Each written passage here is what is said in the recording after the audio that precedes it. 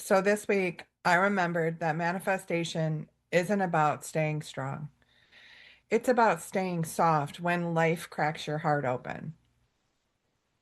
And I want to tell you what really happened to me this week because it's changed me. And I think it might change you too. So Simba has been sick for the past few months, and after multiple vet visits and his last procedure, we didn't get great news. They found a mass in his nose, and after a long conversation of medical jargon, when I heard the words mass, malignant, it's in a place where there is nothing that we can do, in those first few seconds, everything in me collapsed. My body went into survival mode before my mind could even form language. This is my heart, Kitty. And everything in me wanted answers. I wanted clarity. I wanted control, but there is none. And even if we knew exactly what it was, it's in a place where we can't do anything. No treatment, no fixing, no saving. Just waiting, trust, and love. And in that moment, something inside of me broke open. Not just grief, not just fear, but the oldest patterns I've ever carried. They rose. And one pattern that hit me the hardest was what I call borrowing tomorrow's sorrow. That instinct to grieve a future that hasn't happened yet is a way to avoid the ache of the unknown. My body tried to mourn in advance so I wouldn't be devastated later. My mind wasn't trying to be dramatic, it was trying to protect me. It was trying to rehearse pain so I wouldn't be blindsided later.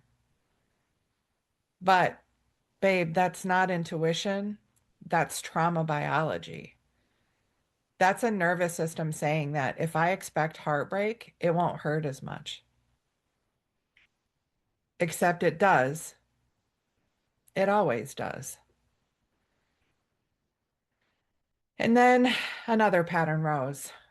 The one that whispers, if I prepare for the worst, I'll be safe. If I lower the bar, I won't be disappointed. If I numb myself now, I won't have to feel the sharpness later. And that's not manifestation, that's hypervigilance.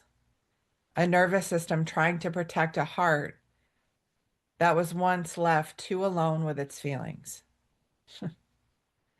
And then an even deeper pattern surfaced. And for me, that was love equals loss. And this is one that I have carried since childhood. A belief so deep that opening my heart means bracing for what will be taken. And this week showed me just how deep that code still runs. And it took me back to a moment that I've never really spoken about publicly. See, I was around 11, and my parents had been going through a custody battle since I was about 3.5 years old. And I remember sitting at the table, and my dad dumped 52 pennies down, in each one representing a week of the year. He divided them into piles, the weeks that I spent with my mom and the weeks that I spent with him. My mom had most of the school year, and my dad had 12 weeks in the summer. And I remember him looking at me and asking, do you think this is fair? And I remember looking at the two piles, and I knew the answer that he wanted, but my whole body froze. Because here's the truth. No matter what I said, someone I loved would be hurt. And that moment taught my nervous system something no child should ever learn, that it's not safe to choose, that choosing destroys someone, choosing creates loss, or that your desires hurt people. So I stopped choosing, not consciously, not dramatically, but somatically. and I began to live a life of reaction instead of creation. And as I got older, I didn't choose the life I wanted. I floated. I adapted. I lived by reaction. I made myself easy. I followed paths that required nothing of my heart because choosing felt dangerous. Choosing felt like betrayal. Choosing felt like risk. Choosing felt like loss. And when I started finally making my true choices as an adult, my body was terrified because for the first time, my desires didn't fit inside the old structure. If I chose travel, what about my animals? If I chose an expansive life, where did they fit in?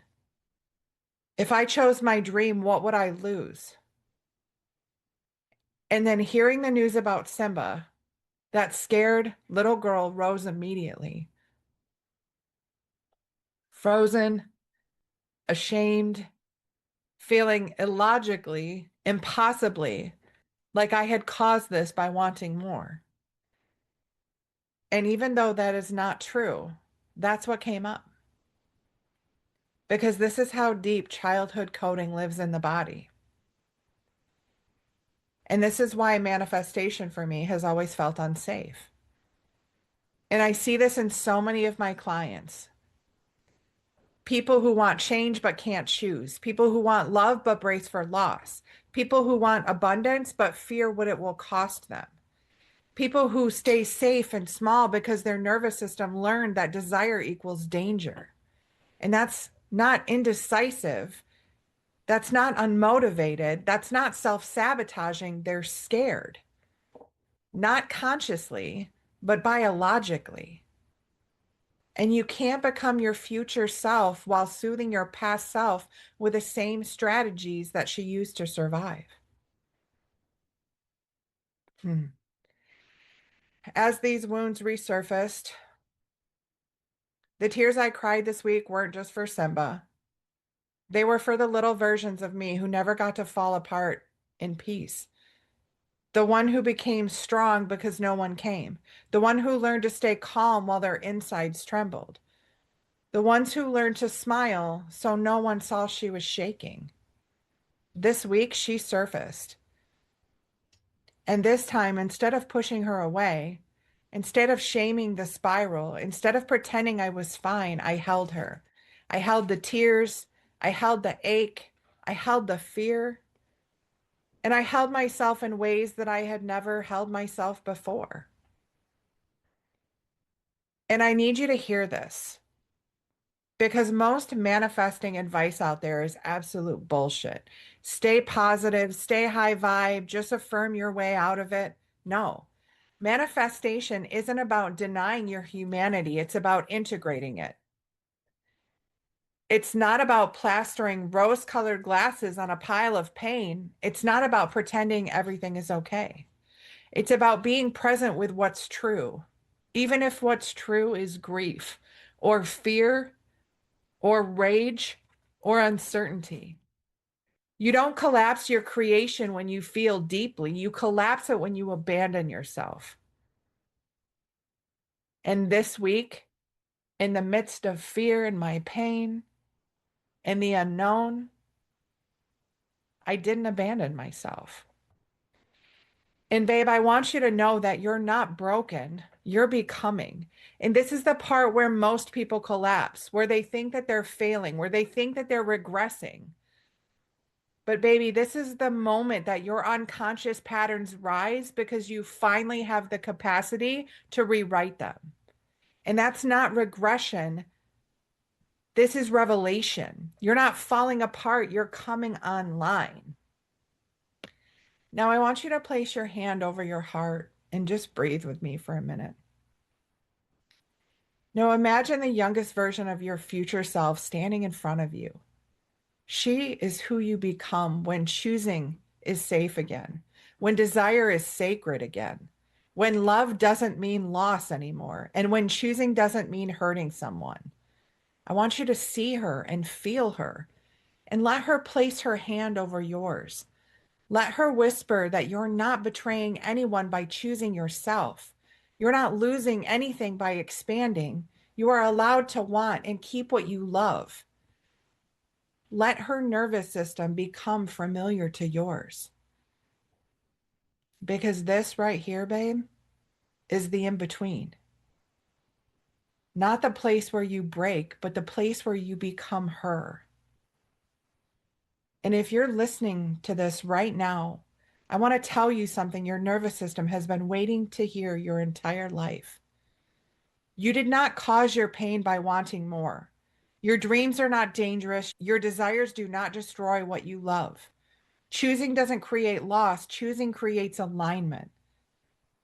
There is a part of you, a very young part, who learned that choosing meant hurting someone, that wanting meant losing, that desire meant danger.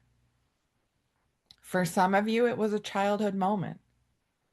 For some of you, it was an impossible choice.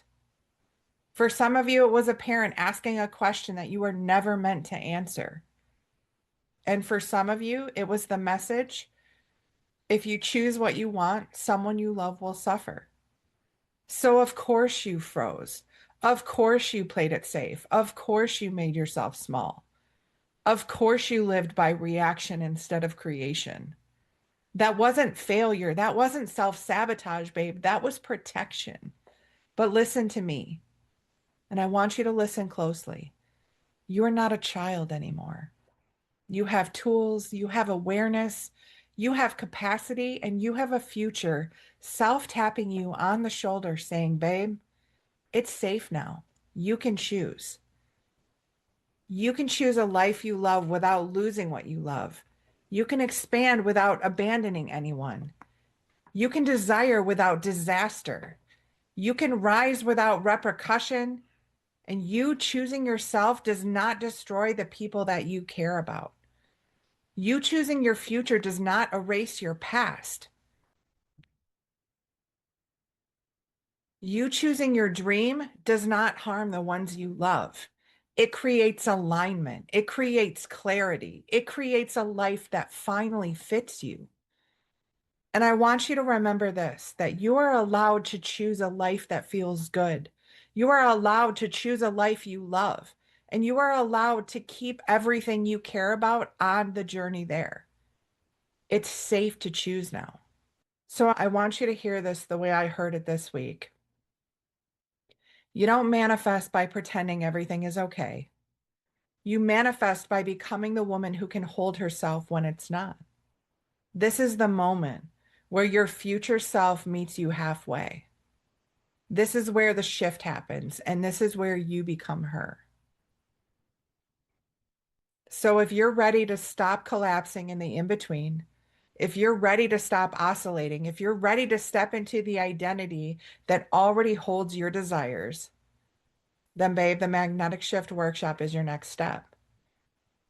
It's the 15-minute identity recode that teaches your nervous system to feel safe in having what you truly want, even in the midst of a storm. And I'm going to drop the link in the show notes. But I want you to remember, babe, that you are not broken. You are the creative force within, and you get to choose what you'd love to create.